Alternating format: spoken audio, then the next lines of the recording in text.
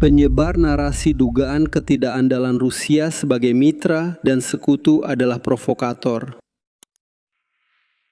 Mereka sengaja memprovokasi situasi itu sendiri, tetapi itu tidak akan membantu mereka. Pada akhirnya, mereka tidak akan pernah mencapai tujuan mereka, karena setiap konflik hanya memiliki kemiripan yang sangat dangkal dan terbatas dengan konflik lain. Namun, seperti yang dikatakan dengan sangat tepat oleh Menteri Pertahanan saat ini yang dihormati, dan sampai batas tertentu, seorang teoretikus ternama yang pemikirannya mendalam tentang konflik bersenjata dan konfrontasi bersenjata. Rekan saya yang saya hormati dari Indonesia, baru-baru ini Silen menjadi presiden negara terkenal itu. Kami telah menerbitkan buku penting beliau tentang seni berperang di sini dalam bahasa Rusia. Setiap negara bertanggung jawab atas kejadian di wilayahnya.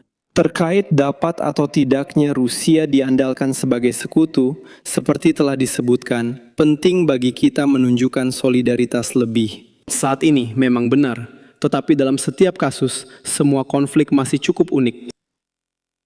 Saya ingin menarik perhatian Anda pada fakta bahwa hampir 2 juta orang yang berasal dari bekas Uni Soviet dan Federasi Rusia tinggal di Israel.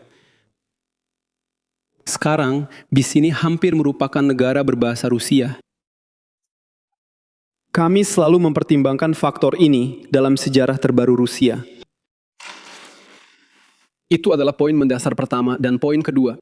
Secara tradisional dan historis, kami memiliki hubungan yang sangat kuat, penuh kepercayaan, bersahabat, dan sebagai sekutu dekat dengan seluruh dunia Arab dan Islam. Hal ini karena sekitar 15% dari populasi kami adalah Muslim.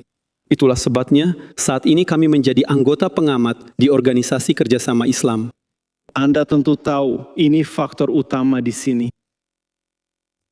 Kita harus mempertimbangkan semua hal ini, begitu juga dengan keadaan lainnya. Kami telah menjalin hubungan diplomatik dan persahabatan dengan Iran dan selalu mematuhi semua kewajiban internasional terkait hal ini.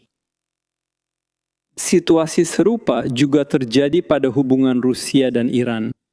Kami mendukung Iran dalam membela hak dan kepentingan sah mereka, termasuk perjuangan untuk penggunaan energi nuklir secara damai. Kami tetap pada prinsip kami terkait masalah ini. Konflik ini tidak mengubahnya. Siapa yang bilang kami harus berbuat lebih banyak? Apalagi memulai semacam operasi militer. Kita sudah operasi militer bersama mereka. Orang-orang dan kelompok yang kami anggap menentang ide dan prinsip kami. Juga mereka yang sadar menolak jalan yang kami yakini benar. Mereka menciptakan ancaman bagi Federasi Rusia, dan itulah inti dari permasalahannya. Pada dasarnya, kekuatan-kekuatan itu selalu sama, baik di Iran maupun di Rusia. Apakah ada sesuatu di tempat yang lebih jauh, di belakang kita?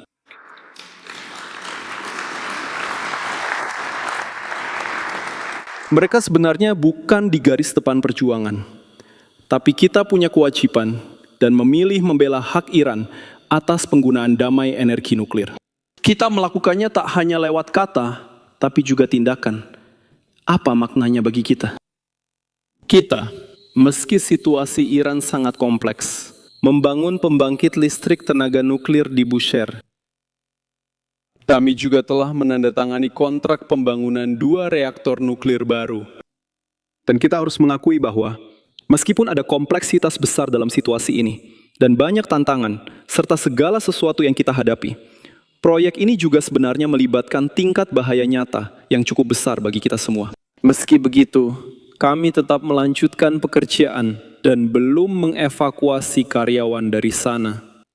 Selain itu, kasus ini sangat spesifik. Berdasarkan hubungan diplomatik kami dengan Israel dan pemulihan hubungan dengan Amerika Serikat, kami secara resmi mengajukan masalah penting ini kepada Israel dan Presiden Trump.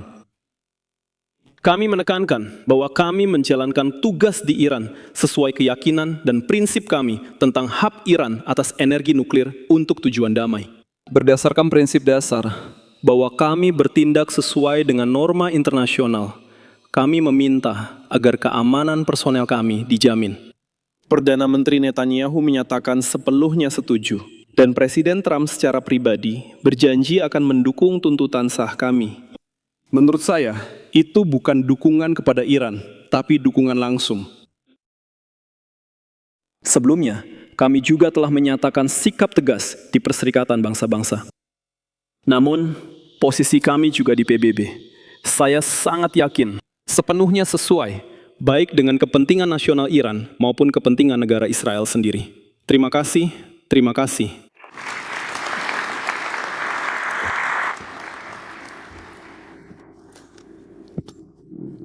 Kita sudah cukup membahas geopolitik. Tinggal satu pertanyaan lagi sebelum lanjut ke ekonomi dan kecerdasan buatan. Mohon maaf. Terima kasih, kita bisa terus berdiskusi di sini sampai pagi.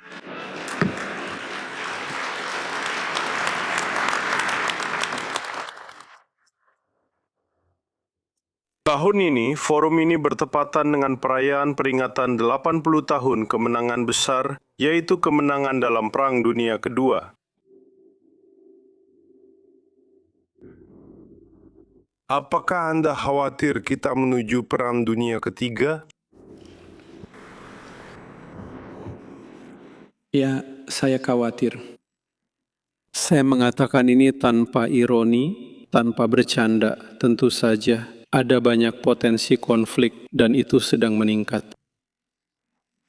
Ini terjadi tepat di bawah hidung kita dan langsung memengaruhi kita, terutama konflik yang sedang berlangsung di Ukraina. Sejalan dengan itu, juga peristiwa-peristiwa yang sedang terjadi di Timur Tengah. Tentu saja kami sangat khawatir dengan situasi di sekitar fasilitas nuklir Iran. Hal ini membuat kami sangat khawatir tentang kemana semua ini dapat membawa kita di masa depan. Dan hal ini tentu saja menuntut tidak hanya perhatian kita yang cermat terhadap perkembangan yang terjadi, tetapi juga pencarian solusi, pencarian jalan keluar, sebaiknya melalui cara-cara damai. Dengan tulus, saya mengatakan ini kepada semua pihak. Justru inilah alasan kita berkumpul di sini.